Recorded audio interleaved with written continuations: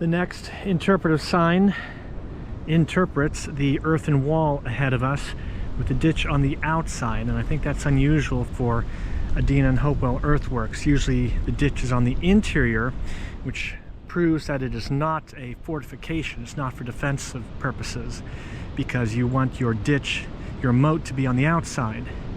Well, it is here, but this is far from a effective defensive structure. So again, older woods here, maybe 50 years old,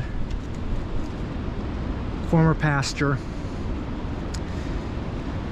and here's a 3-forked tree. It's probably logged 40 years ago maybe.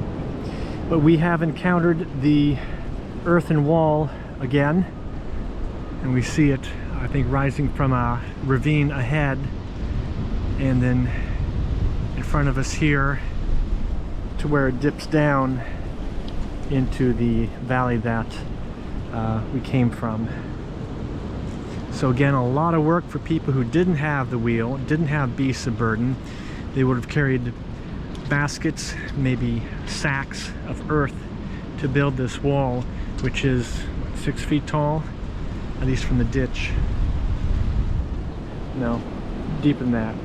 Of course, they easily would have dug out the ditch to build the wall, but usually they didn't. They brought in the earth from somewhere else, possibly along the streams at cut banks where they could access the yellow or red clay that they wanted for these walls.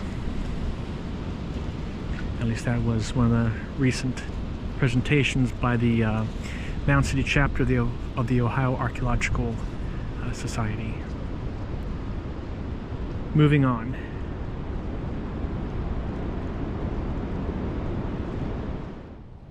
A native fern here, I believe this is grape fern. There's 2 purple fronds here that are overwintering. I think the plant will grow new leaves come the growing season. But we're right here a little farther up, and we see that the earthen wall, there's a little dip in it here, possibly eroded, maybe it was built that way, but there's also water ponding in this dip, which again, I'm surprised I don't hear amphibians reveling in it, but they know what's best for them. And we can see through the woods down to the lower terrace, or upper terrace below us, where the main earthwork is. And for some reason, this earthwork has a wall going onto an upper landform. It's not a bedrock hill like Fort Hill or Fort Ancient. So it's sort of a combination of one of the terrace earthwork complexes and a hilltop earthwork complex, but sort of a weird combination. Okay, moving on next to the tip over. Looking ahead, we're crossing over one of the bigger little valleys here on this upper landform, and this has been dammed to create a pond.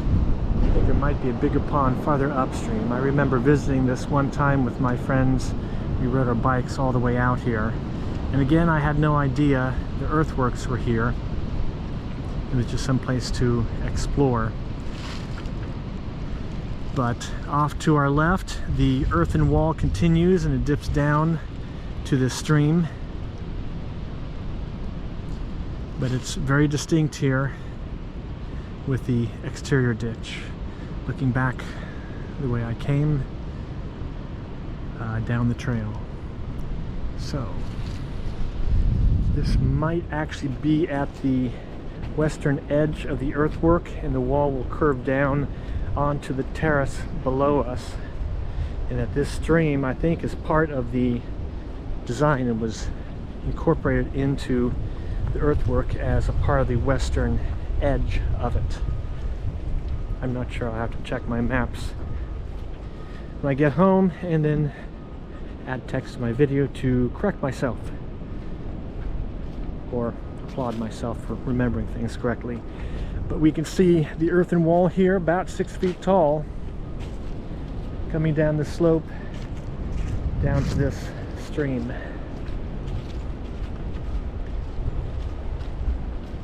Which we have a boardwalk across it.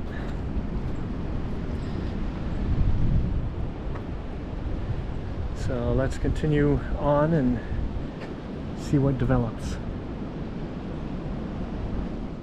Looking back at the boardwalk and panning over, hard to see, but the earthen wall comes down this little toe of a slope on the side of the valley, and it does go down into the terrace here, and this stream then becomes part of the western boundary of the earthwork.